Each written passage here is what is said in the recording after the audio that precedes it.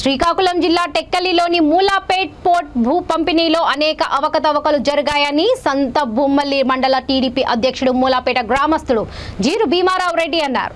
ఎవరికి ఎంత పరిహారం చెల్లించాలో, ఎవరికి ఎంత భూమి నమోదు చేశారో వివరాలు వెల్లడించాలని ఆయన డిమాండ్ చేశారు. ఈ మేరకు వారు పంట పొలాలను ధ్వంసం చేస్తున్న రెవెన్యూ పోలీసులను అడ్డుకున్నారు. నష్టపరిహారం చెల్లించకుండా భూములను ఎలా స్వాధీనం చేసుకుంటారని పోలీసులను, రెవెన్యూ అధికారులను వాళ్ళు నిలదీశారు.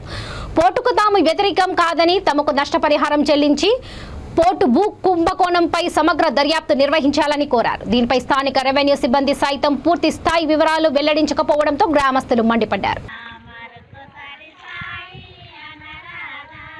బాబా నరాదా మరొకసారి బాబా నరాదా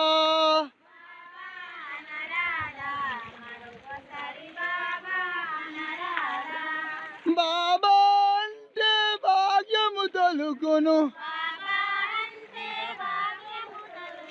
బాబా అంటే భాగ్యము తలుగును. సాయి అన్నరాదా మరొకసారి సాయి అన్నరాదా.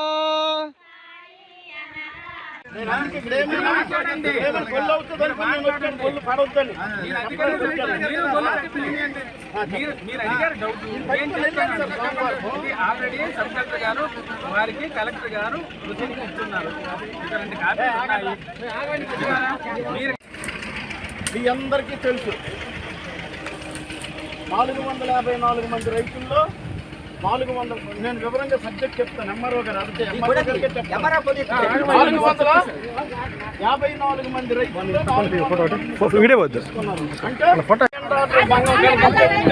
లేదు.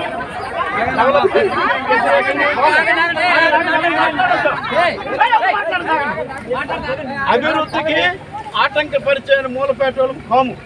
ఇది మేమేంటంటే మా క్షుణ్ణంగా వినండి. బావనపాడు పోర్టు మా ఊరి పేరు వారిస్తే ఒప్పుకుంటామన్నాం. మా ఊరు పేరు మార్చారు, మేము ఓకయ్యాం. అయితే ఈ ఇచ్చినటువంటి పారితోషికం దగ్గర 25 లక్షలు, అది కూడా మేము ఒక విధంగా సాటిస్ఫైడ్ అయ్యాం. ఫుల్గా అవ్వలేదు, అయ్యాము. వీళ్ళు ఏమిటి చేస్తారంటే రెవెన్యూ డిపార్ట్మెంట్ రమ్మనండి. ఎంఆర్ఓ గారు ఎదుర్కొన్న ఎంఆర్ఓ చెప్తాను, మీరు రాయండి. మాకు భూమి లేని వాళ్ళకి భూమి ఉన్నట్లు